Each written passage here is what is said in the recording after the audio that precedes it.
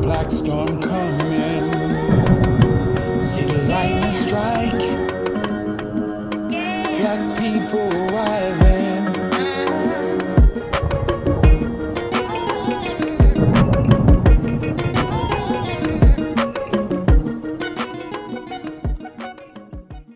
You ever wonder why they really feared the Black Panthers? It wasn't the guns, it was the newspapers. That paper taught everyday people how to spot propaganda, how to organize, how to fight back.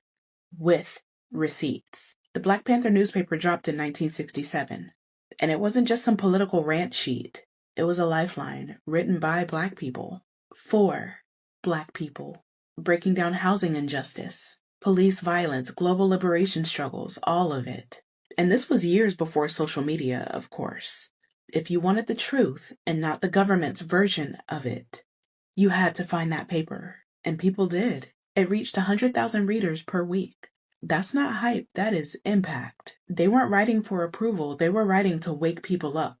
Every issue came with real names, real faces, real grief, but also power. The art, brutal, unflinching. Cops drawn as pigs, Black mothers mourning their sons. It wasn't about shock, it was about truth.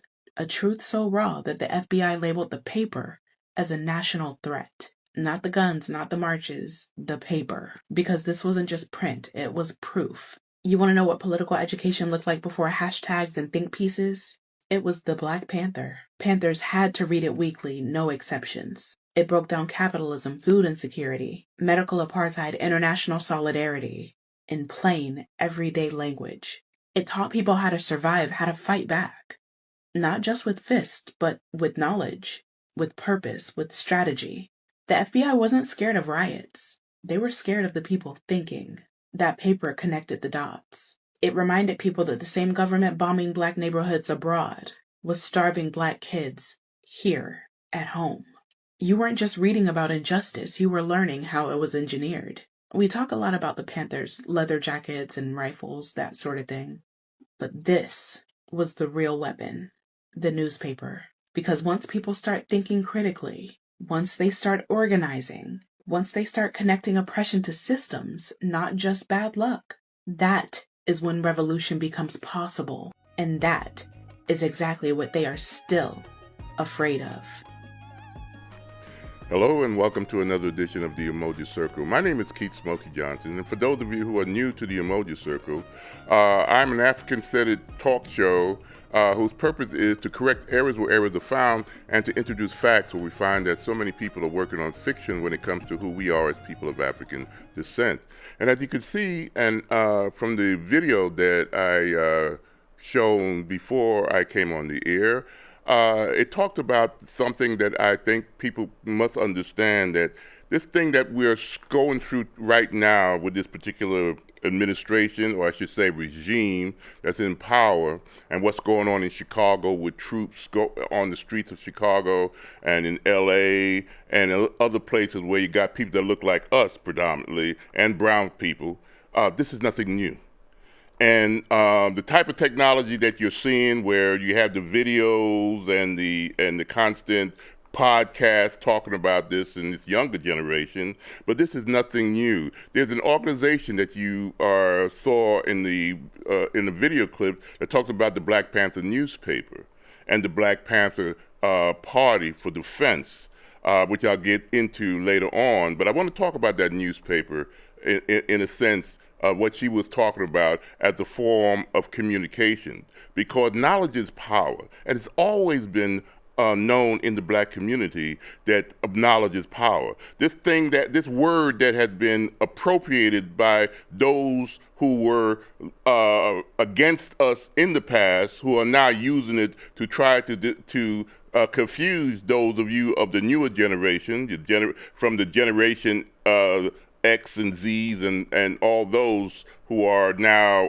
growing up into a world that they think that this is new, what you're seeing going on in the streets of America today. No, we had to deal with this not only in the 60s, but in the 40s and in the 1800s. So Black people of all the groups in this country have been aware of when we see oppressive systems. because we came under oppressive systems. And it's always been our youth who rose up to fight this oppressive system, to articulate the oppositional logic to the oppressive systems. Okay, when we talk about organizations like the Black Panther Party or the Nation of Islam or the Marcus Garvey movement or Malcolm X or even Martin Luther King in the sense of his civil rights movement, it is not a racist system that we're being confused and talked about. Black people cannot be racist because in order to be a racist, you have to be in charge of the system itself, okay? And use your prejudice to manipulate the system over another group of people. And we've all been that group on the receiving end of the racist society that America has been from its founding, when you include enslavement and Jim Crow segregation / apartheid and the struggles of the 1960s, which produced organizations like the Black Panther Party and their newspaper. And what they did was try to wake people up with that newspaper. That's what the term woke means, to be aware of your surroundings, to be awakened to it. It has been screwed around with and misused by those who are in power today, who don't have our best interests and who are, let's just say, messing with the words that we use for a particular, totally out of context to it. Wokeness, whatever that means they're using today, but it means for us to be awakened to the truth of the world that we're around based on the white nationalists and the segregationists and all these other ists that we have to deal with. Okay, so I'm gonna start talking about why we needed the Black Panther newspaper, and it should be an interesting history. Then I'll go into more, and I hope in the second part, it'll be a two-part show, I'll talk a little bit about the history and the environment that produced this, the need for this Black Panther Party. Now, the Black Panther newspaper was founded in 1967 by the Black Panther Party, was highly effective in the promoting of Black knowledge and consciousness within the Black communities of the time. Its circulation reached over 300,000 weekly between the time of 1968 to 1971, making it the most widely read Black newspaper, besides Ebony and Jet, let me say, in the United States, and a vital source of information for both party members and broader community. Now, there were other newspapers. I'll give them their props. I might do a different show, but we always had our own. But one of the most powerful ones that you might not have been known was the Black Panther newspaper. Okay, let's go on. The newspaper's role in the Black community. The Black Panther newspaper functioned as the ideological mouthpiece of the party, chronicling police brutality, championing liberation struggles, and connecting chapters throughout the country. It was all not only throughout the country, but it was also throughout the world. It was all the current things that was affecting Black Americans, often highlighting issues such as economic injustice, states violence, and global solidarity with oppressed peoples around the world, like I was saying. Let's go on to the next point. The community impact and knowledge building of the Black Panther newspaper. The paper was an organizing tool promoting self-defense, police surveillance, radical activism, which attracted new recruits and fostered group identity. Black Power was a term that came from Stokely Carmichael, or Kwame Ture, as he was known later on. And those many other youthful people who came out of that time in the 1960s, the Civil Rights Movement and the Black Power movement. It educated readers on the Panthers' philosophical 10-point program and community initiatives such as free breakfast programs, that's what they did, and health clinics, because it wasn't getting it from the community. We did for ourselves. Good model for people to use today with these threats about, Obamacare and trying to get rid of it. We didn't have Obamacare back then. But Black Panther Party at least tried to do things for the poorest of the poor. That's something you're never told about these Black brothers and sisters. Let's go on to the next one. Through powerful graphics and confrontational headline, it inspired activism and gave voice to underrepresented struggles, serving as a critical source of political education empowerment. You wasn't getting that from the news media. You wasn't getting it from a lot of these other a communication system, but the Black Panther was truth to power. The Panther members were required to read and study the contents before distributing, ensuring high level engagement and literacy within the movement. They had to read it. They had to understand. They had to educate themselves. They had to talk in the language of the people because they came from the people. Let's go on to the next one. Okay, it was distributed nationally and internationally, not only in America. It was they had Black Panther Party offices all over the world with key distribution centers in major cities. The newspapers created a sense of interconnectedness amongst Black communities around the world.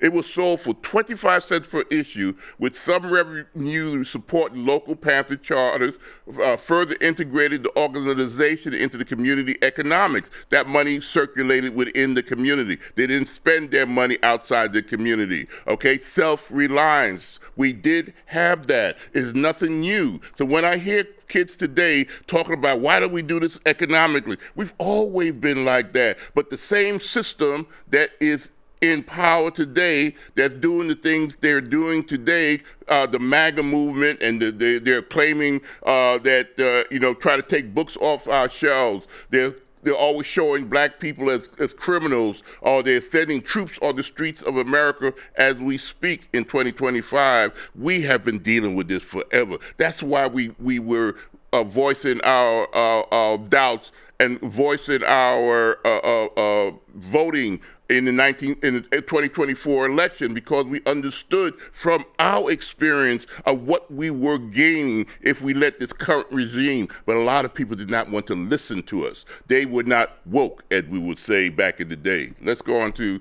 the next one. The legacy. The Black Panther newspaper communicated the symbols and the rhetoric of Black power to a global audience, influencing contemporary social movement and continuing the traditions of Black press as a vehicle for self-representation. They were doing what Black people have been doing all throughout our time here. We have always been into education and resistance. It's been part of our culture is to resist, to react. The worst that we can get, I said, we cannot be racist, we could be reactionary to racist systems. That's what you see with a lot of these community activists. It is a reaction to the kind of systems that people who are in power, who do not look like us, have been doing to contain and control us and to oppress us. Okay? It's always been this dynamics since the time of the colonial America. Let's go on to the next time. What were the Black Panther newspaper's main topics and campaigns? Let's go on. The Black Panther newspaper consistently focused on themes of Black liberation, social justice, and community empowerment, serving as both a news source and a campaign vehicle for Black Panther Party initiatives. Let's go on to the next. They dealt with police brutality. We're still dealing with it today. Reporting on cases like killing of Denzel Dowell, exposing systemic violence and unaccountability among the police forces. Isn't that what's going on today? This was back in the 60s. It's the 2020s. We're still dealing with that today. Racial injustice. Okay, community survival program documenting the party free breakfast for children, health clinics, community schools, school service institute in Black neighborhoods. This is what the Black Panther Party was doing. This is not what you're being told by the regular media. They always talked about these like that we're some kind of rebels. But we're the true rebel, the KKK, still exists today. They was attacked constantly by the FBI, who was supposed to be, and the police department, who were not there in those communities protecting and serving. That's one of the reasons they came into being. I'll talk about it in a little bit. Let's go on to talk about the newspaper. Okay, some of the other major conservatives, they serve the people, the advocacy and updates for national survival programs like food drives, medical care, and support for political prisoners.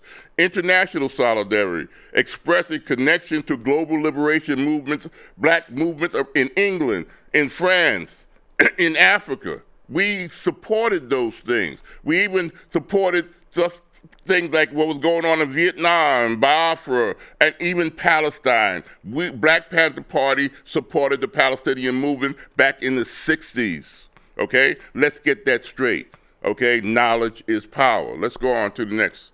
The political education, using editorials and original essays to educate on the capitalist critique, black nationalism, and self-defense principles for our community. This was part of the Black Panther program.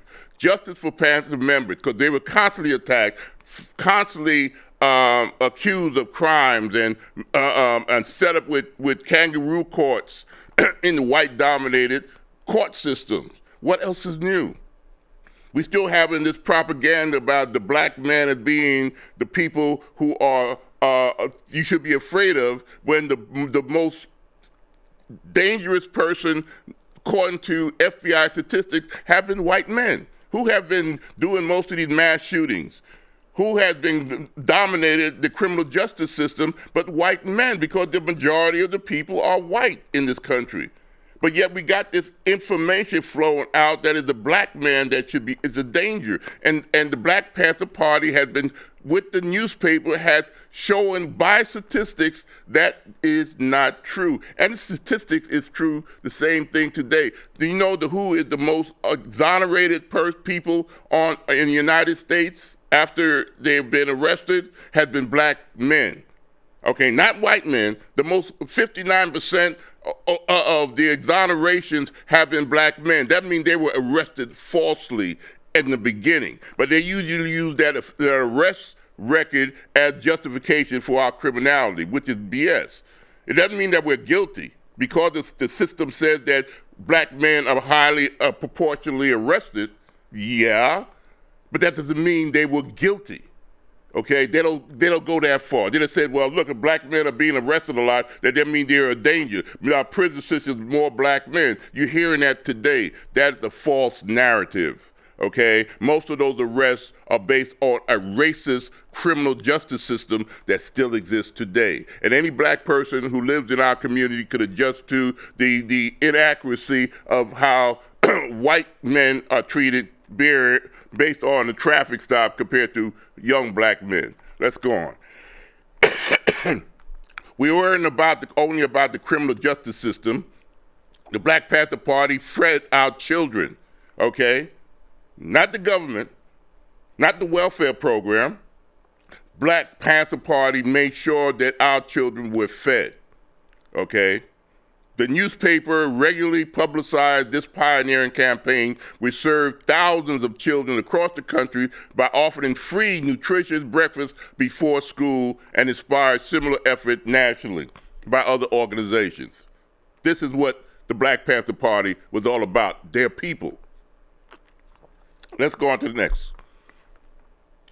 Okay, they also campaigned for the political prisoners. The newspaper led high-profile effort demanding freedom for party members and other activists unjustly incarcerated, featuring individuals such as Huey P. Newton, Bobby Seals, who were the founders, and Angela Davis, the elder that we see today, and organized mass letter-writing rallies and legal fundraising. They did that because the system under J. Edgar Hoover and COINTELPRO, which I'll talk about that, I hope by the next show, was a system that was put in there to deliberately do injustice to the black community and incarcerate our black men and women. Let's go on to the next.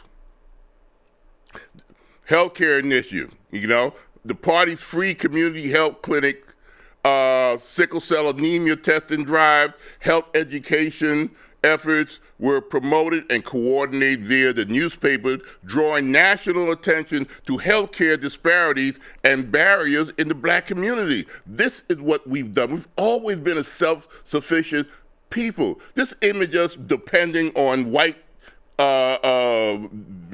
benefits and all that. No, because the system never really worked for us. Maybe in the last 40 years we got some semblance of help because of the efforts of those brothers and sisters of the 60s, and we got some of these laws that are being eliminated right now. We have to understand that we are always going to be self-sufficient in this. The history is the truth. That's why they're pulling books like I got here on my desk off bookshelves. That's why they don't want us to teach black history. I got books about the Black Panther Party. I don't just talk about it based on what I think I found on the internet. I read. Let's understand that. There is books about this. If everything I'm talking about is in a book, and if you don't understand, it's a slow process reading. I'm not going to be denying you, but that is how you understand the history of your people. It is a slow process. It's nothing quick. History is important. Either you're going to get the truth or you're going to get somebody's opinion. And in this society today, opinion is what we get, not true research. Let's go on to the next image. Let's continue. Okay, police brutality have been always part of the black community's reality. The paper organized anti-police violence campaigns, disseminated strategies for community self-defense, and publicizes cases of victims of police violence, urging national and international awareness and actions against this. Black people have always been doing this. The Black Panther Party just wanted to represent it. You know, we had the Nation of Islam newspaper, and again, we had all our own black newspapers. There's a reason why we don't have them anymore. It wasn't because we were incompetent, it's because the same system and the same type of people that are in power right now, represented by the MAGA people, use the system to attack what we had before. It wasn't because we didn't have it, it's because the system attacked them. And it continues to this day. But we got to understand what we've been through to understand the strategies that we need to maneuver in today's environment. But we've been there before. And before the Black Panthers Party was the Marcus Garvey movement. And before that, there were brothers and sisters in the 1870s and 1880s in a black newspaper that were doing the exact same thing, and we could do it today. Nothing is new. Let's go on to the next. The political education in the 10-point program was an important part of the philosophical outreach of the Black Panther Party through their newspaper. The party's platform was published in almost every issue, encouraging readers to mobilize around demands for jobs, housing, justice, and the end of police violence, and to join advocacy for revolutionary change. Does that sound familiar? You think that is something new? Those of you who are podcasting today who don't know your history, who think that you're bringing up something new?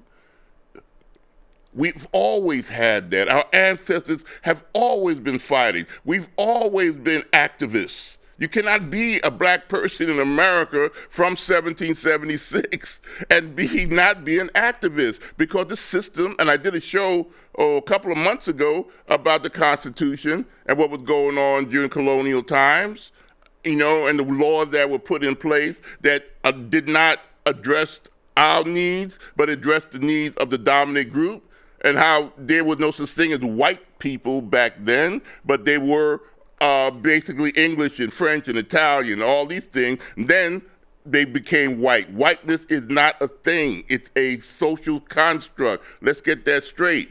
But our people have always had to deal with a system that was not built for us. But we made it so because we built it. Let's go on to the next one. So we demand that we get a part of what we built with our blood, sweat, as enslaved, uncompensated enslaved people, and then American citizens by the 13th, 14th, and 15th Amendment. But then the system said, no, we will not give you the same rights, even though the law said that you have the right for it. So we had to fight for it for another 100 years into the 1960s. And this is the issue that we have to deal with in America. Okay? We had a 40 or 50 or 60-year reprieve since the 1960s, but the same type of ideology, white nationalists, you know, white supremacy is rearing its ugly head again in 2025. But we have to do this thing called solidarity. You can't do it as a bunch of individuals. You have to come as a united front. And that was what the Black Panther Party and other great black organizations like SNCC and what was going on back then have to be. The formula is still the same. The technology might be different, but the ideology and the formula is still the same. And this is what they pushed in their newspaper. Solidarity with a global liberation. Not only, you got to understand that black people are having this issue in the United States, but it's a global thing. We are a diaspora. Okay, where those ships came from Africa in the 15 and 1600s with our ancestors, they didn't just drop us off in Carolina or in Georgia or in New York. They dropped us off in Haiti. They dropped us off in Jamaica. They dropped our ancestors off in Martinique and Barbados, okay, and Panama. Those were our people too. And we got to understand that. That's what Marcus Garvey was trying to talk about in the early 20th century, okay? And J. Edgar Hoover, again, at that time, attacked him because that was a danger to the status quo of white supremacy. And the same J. Edgar Hoover attacked these brothers and sisters later on with the FBI. Let's go on to the next one. Okay, this is interesting. You might be familiar with this. If you see the newspaper, you'll see this image of the Black Panther Party. But I want you to give you a little thing. I'm getting into the history of it, and I'll continue into the next show, part 2 of this. That if you recognize this image as the part of the newspaper of the Black Panther Party, where did it come from? You know, when they came up with the Black Panther Party in Oakland in, I think, 1966. Let's go on to the next slide. Let's go to the next one. It came from here. The early Black Panther Party were made from, if you look at the upper left-hand corner, you see voting, November 8th. This was the origin of the Black Panther Party. They modeled the Black Panther Party with the leather hats and the berets, with black farmers in the South during the voting registration period when they were attacked by the Ku Klux Klan. You see that brother with that gun? Black people were never a submissive people. We shot back. I got a book. Again, I always use books from many of my shows. I talked about a book that says that we shoot back. We've always been. There are parts of Mississippi, there are parts of eastern Oklahoma, there's parts of Texas that white people just did not go to because we wasn't going to take their crap. You can come with your hoods. But we don't know that history. We don't understand the history of resistance.